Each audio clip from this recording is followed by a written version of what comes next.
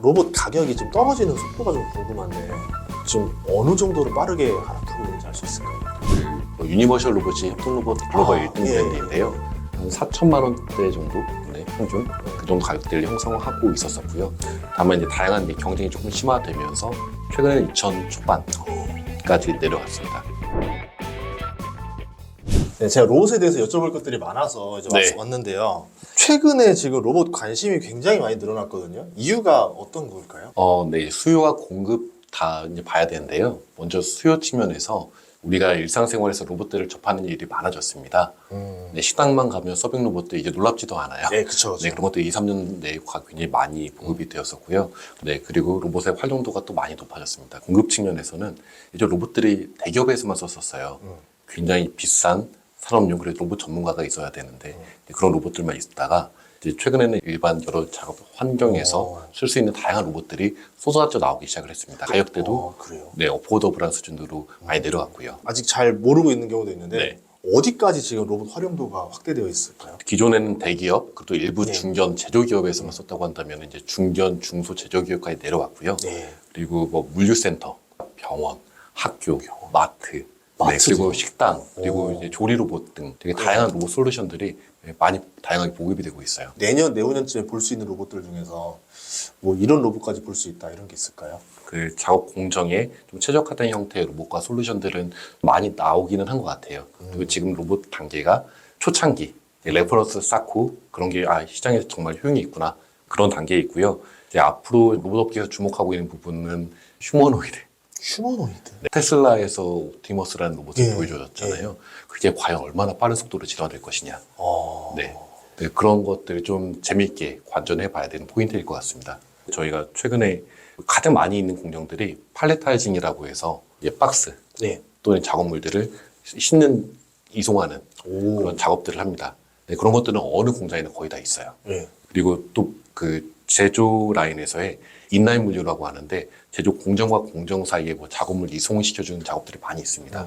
2, 30kg 또는 막 200kg 중량물까지 있어요. 그래서 공장 안에서 지게차 가지고 서로 날라주고 네. 그러잖아요. 근데 지게차 굉장히 위험하고 위험하죠. 네. 인건비까지 포함해서 많이 나가는데 그걸 자율주행 로봇을 통해서 많이 요새 도입이 이루어지고 있습니다. 아. 그리고 관리가 굉장히 중요한 게 굉장히 많은 투자가 필요하잖아요. 네. 로봇 아무리 싸다고 하더라도 2천만 원에서 그래서 수억 원까지 하는데 실패 리스크가 많이 있어요. 이제 시장에서 보게 되면 이 로봇 비싸게 주고 샀는데 뭐 방치되어 있는 것도 많이 있고 잘 활용도가 낮다는 이야기들도 들으시거든요. 네. 그래서 도입한 이후에도 문제 없게 그 도와드리는 게 굉장히 중요합니다. 로봇 하드웨어 회사들 여러 개 있잖아요. 네. 어떤 회사들이 있을까요? 가장 큰 시장, 산업용 로봇 시장.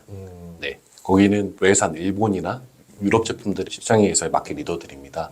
뭐 ABB, 화낙, 쿠카, 야스카와 가와사키 이런 기업들이 있고요. 국내에는 현대로보틱스가 산업용 로봇에서 굉장히 제일 잘하고 있고 연매출 2천억 정도를 기록하고 있습니다. 네. 그리고 이제 협동 로봇 분야가 이제 새로 생겼는데요. 거기는 잘 아시다시피 레이브 로보틱스, 두산 로보틱스, 또 얼마 전에 상장까지 한 뉴로메카 등이 있고요. 그러면은 이제 뭐 서빙 로봇이 좀 궁금한데 가격이 대략 어느 정도에 생산성이 얼마 정도 나는지 알 수 있을까요?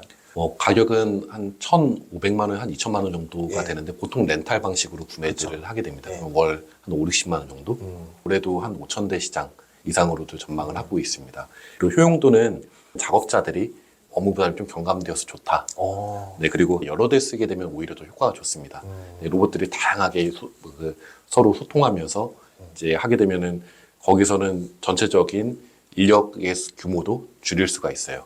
그래서 이제 작업자와 이제 로봇 간의 공수 분배를 좀 최적화시키는 게 굉장히 중요합니다. 그러면 이 로봇 가격이 지금 떨어지는 속도가 좀 궁금한데 지금 어느 정도로 빠르게 하락하고 있는지 알 수 있을까요? 유니버셜 로봇이 협동 로봇 글로벌 1등 예, 브랜드인데요. 한 4천만 원대 정도 평균 그 정도 가격대를 형성하고 있었었고요. 다만 이제 다양한 경쟁이 조금 심화되면서 최근에는 2천 초반까지 내려갔습니다. 그리고 다양한 기업들이 또 주목하고 있는 분야가 F&B입니다.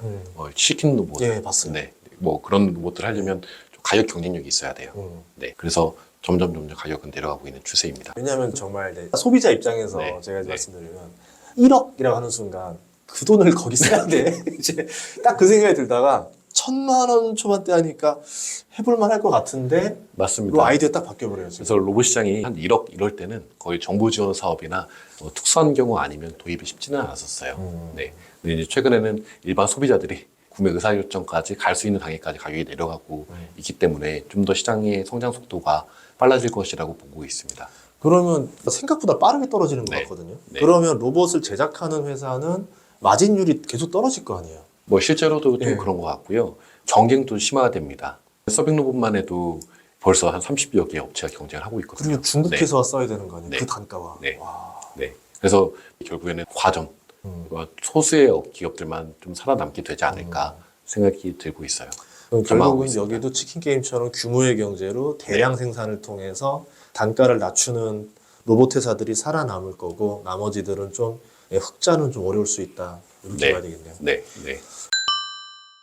국내 로봇이 이제 해외로 수출할 수 있는 그 정도 실력까지 좀 됐는지 알고 싶거든요. 재밌는 거는 공급 시장 있잖아요. 산업용 로봇이나 협동 로봇이나 물류 로봇, 서비스 로봇은 우리나라나 유럽이나 미국이나 중국이나 비슷합니다.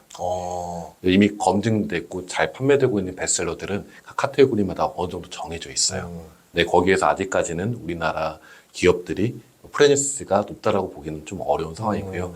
다만 이제 최근에 두산 로보틱스가 얼마 전에 성공적으로 상장을 했는데 해외 매출 비중이 60, 70% 정도 합니다. 북미나 유럽에서 인정을 받고 있고요. 이런 기업들이 나와주면서 해외 시장에서의 좀 팔로도 열어 나가는 것 같습니다. 이제 아직까지는 우리나라에서 생겨난 이제 다양한 로봇 기업들이 좀 신생들이 많이 있어요. 많아요. 네, 그래서 먼저 우리나라 충분한 레퍼런스와 경험 그리고 인정을 받은 다음에 좀 해외로 진출을 해나가야 되지 않을까 생각을 하고 있습니다. 그리고 전 생산 단가도 좀 고민이 네. 되는데 우리나라 지금 로봇 기업들이 생산 단가를 떨어뜨리고 하려면은 양산도 많이 해야 되잖아요. 지금 그게 가능한 상황이에요. 지금은 좀 많이 실증 단계를 거치고 있는 로봇 기업들이 많이 있고요. 뭐 수백 대를 양산해서 판매하려면 결국에는 로봇이 고객들의 선택을 받아야 되는데요. 그게 꽤 시간이 오래 걸립니다. 업계 내에 오래 있어 보니까 축적의 시간이 많이 필요해요. 실증하고 레퍼런스 쌓고 그걸 인정받아 또 수주를 하고 꽤 오래 걸립니다. 근데 다만 이제 벤치마크를 해야 되는 것 중에 하나는 중국 로봇 기업들 예시로 들면 거기는 어느 정도의 좀 이제 자국 시장 그리고 정부의 지원 정책도 있지만 초기부터 해외에 많이 나가요. 아직 신생 업체들도 수십 개국에 동시 진영을 하면서 규모를 키워 나갑니다. 거기에서 쌓은 경험과 그리고 물량을 가지고 그 선순환 구조, 단가를 낮추고 더 확대하는 그런 플레이들을 굉장히 잘해요. 네. 해외에서 먹히려면 기술도 중요하지만 단가도 중요하다. 전 세계 시장으로 빠르게 마케팅을 하고 수주 잔고를 확보하면 그만큼 대량 생산할 수 있으니까 반대로 판매 단가도 떨어뜨릴 수가 있고 더 유리한 조건을 갖추게 된다. 네. 이거네요. 그럼 로봇 같은 경우는 판매 루트가 주로 어떻게 되는 거예요? 로봇 제조사들은 이제 로봇 SI 기업이 있습니다. 예. 네, 고객의 현장 공정에 맞춰가지고 컨설팅 해드리고 설계 제안, 네, 그리고 설치까지 해드리는 업체들 통해서 주로 공급이 됩니다. 제도적으로 못 따라오는 것들이 어떤 것들이 있을까요? 로봇 쪽에 정부와 로봇 기업들이 많이 노력을 하고 있고 상당 부분 굉장히 빠른 속도로 해소가 되고 있습니다. 정부의 지원 정책 이런 부분들은 업계 내에 많이 만족을 하고 있는 상황이고요. 다만 여전히 많은 제품들이 쏟아져 나오고는 있습니다만 고객들의 눈높이를 만족시킬 수 있는 하드웨어나 솔루션들은 아직까지는 많지는 않아요. 네, 솔루션의 완성도를 좀 높이고 경쟁력과 사용성 이런 것들을 확보하는 게 더 중요하다고 저는 생각을 하고 있습니다. 마지막으로 시청자분들께 한마디 부탁드리겠습니다. 로봇 시장이 빠르게 성장하고 있는데요. 다양한 로봇들에 대한 정보 저희 마로스 홈페이지에 오시면 확인이 가능합니다. 네, 보다 정확하고 좋은 정보들을 제공할 수 있도록 또 많이 노력하겠습니다. 이것들은 뭐예요? 저희가 이 다양한 로봇들을 로봇마다 OS가 다르고 브랜드가 달라요. 네. 그것도 하나로 이제 관리할 수 있는 기술을 개발을 했습니다. 그러니까 여러 로봇 그 브랜드를 다 사와도 다 관제를 한 번에 할 수 있다. 네, 왜냐면 이제 고객들은 여러 로봇들을 하나하나 쫓아다니면서 관리하기가 너무나 쉽지 않거든요. 그렇죠. 네, 그래서 제가 지금 LG 클로이 아이디 붓을 여기로 붙였습니다. 오.